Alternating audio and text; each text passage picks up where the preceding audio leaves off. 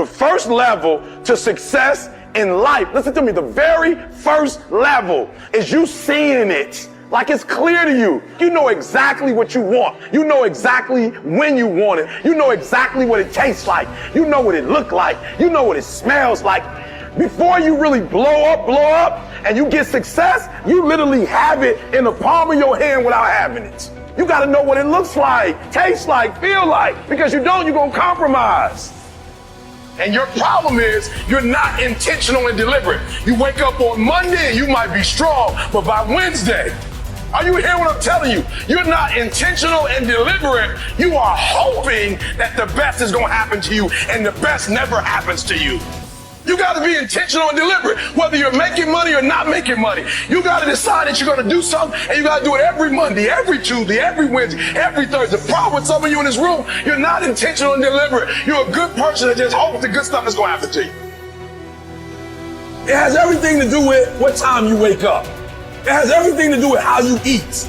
It has everything to do with how you work out, how you prepare. It has every single thing to do with how you think. And when you want it as bad as you want to breathe says, I'm willing to make any sacrifice. I'm willing to go through any pain. I'm willing to go through any suffering. I'm willing to go through whatever it takes. So when I get in there and it's me and him one-on-one, that I guarantee you at the end of it, I won't be the one that surrenders. In order to have unbelievable choice and options in your life, in your pursuit of your dream, you must eliminate them. You must shrink your focus down to one thing, one business, one focus at one time, and master it and get great at it for an extended period of time. The irony of life is that the more you shrink your options in pursuit of your dream, the more it'll open them up in your life later. What are the things that are stealing your focus? Who are the people that are stealing your focus? And begin to eliminate these distractions. Get laser focused and obsessed on what you want. Be starving and hungry to get it. Be desperate to get it. The combination of desperation and hunger with laser focus over an extended period of time is the formula to be great at something. And you've got to be so relentless, regardless of what comes down the pipe, that you're always looking for a way to get over, always looking for a way that you can break through, always looking for a way that you can win, always looking for a way that you can strike a telling blow. But you got to understand, you can always get a little bit better. You can always excel a little bit more. You can always push it a little further. You can always climb a little bit higher. You can always better your best. You can always go beyond anything that you have ever done. And so all you're looking for are new breakthroughs through practice and practice. You'll get better and better. And when you know what you want, you will do anything it takes to get it.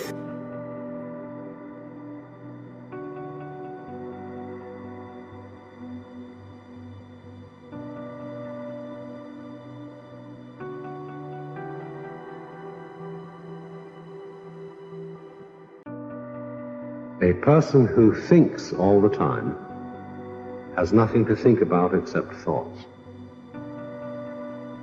So, he loses touch with reality and lives in a world of illusions. We are so tied up in our minds that we've lost our senses. Time to wake up. What is reality? It isn't material, that's just an idea. Reality is this. Whoever it is that you want to be, no matter how many times you may have failed at attempting to become that person leading up to this point, you can still become that person. You're going to decide who that is. You're going to hold that ideal in your mind, and you're going to force yourself to act in accordance. You are going to tell people what you're up to. And if you really have some balls, you're going to tell people that want you to fail. Because that, believe it or not, that's who's going to come to your rescue in your darkest hours of wanting to give up. It's going to be remembering that out there is someone who's laughing at you, who wants you to fail, that's talking behind your back about how you're never going to achieve it, and then imagine how rad it will be when you actually do achieve it. And so I've been intrigued with, can you be committed to the process of what you do without being emotionally attached to the result of what you do? Because a lot of people can be committed to the process of what they do if the results don't change. But the moment the result or the outcome changes of what they're chasing, they shut it down or they quit simply because the result changed. So can we be committed to the process of what we do, but not emotionally to the result of what we do, understanding every day I get up and give everything I got to everything I'm a part of simply because this is who I am. Like the only thing I need every day of my life is 86,400 seconds. That's it.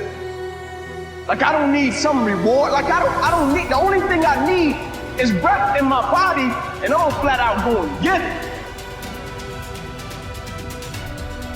One of the things you have to understand about life is everything changes and everything ends. And that kind of sounds heavy on the front end, but it's a truth. If everything changes and everything ends, number one, it should make you appreciate what you have right now. And then my view is what's next is always better. If I make it so, it's my job to make it so. I think passion is the genesis of genius. If you've got enough passion, you're going to find answers nobody else does. But most people run out of fuel, meaning they get tired, they get exhausted, they get burnt out, they get, the law of familiarity. They're around something so much they take it a little bit for granted. What I see as the one common denominator of people that are successful over a lifetime is the sustained hunger. Hunger is the number one factor. That in order to move forward, you move forward by taking the next right step. You don't have to know all the steps to make, just what is the next right move.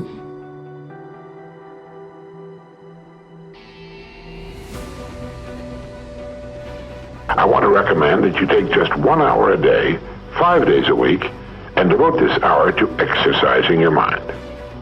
Pick 1 hour a day on which you can fairly regularly count.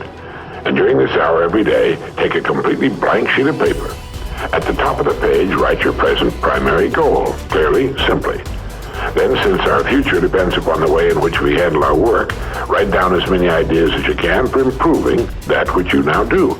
Try to think of 20 possible ways in which the activity that fills your day can be improved. You won't always get 20, but even one idea is good. Now remember 2 important points with regard to this.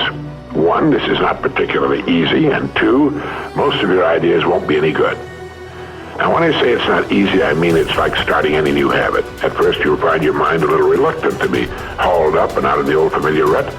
But as you think about your work and ways in which it might be improved, write down every idea that pops into your mind, no matter how absurd it might seem. Let me tell you what will happen. Some of your ideas will be good and worth testing. The most important thing this extra hour accomplishes, however, is that it deeply embeds your goal into your subconscious mind, starts the whole vital machinery working. And 20 ideas a day, if you can come up with that many, total 100 a week, even if you don't think on weekends. An hour a day, 5 days a week, totals 260 hours a year, and still leaves you 3,740 hours of free leisure time. Now this means you'll be thinking about your goal and ways of improving your performance, increasing your service, 6.5 full extra working weeks a year. 6.5 40-hour weeks devoted to thinking and planning. Can you see how easy it is to rise above the so-called competition? And will still leave you with 15 hours a day to spend as you please. Starting each day thinking, you'll find that your mind will continue to work all day long. You'll find that at odd moments, when you least expect it, really great ideas will begin to pop into your mind. And when they do, write them down as soon as you can. Just one great idea can completely revolutionize your work and, as a result, your life.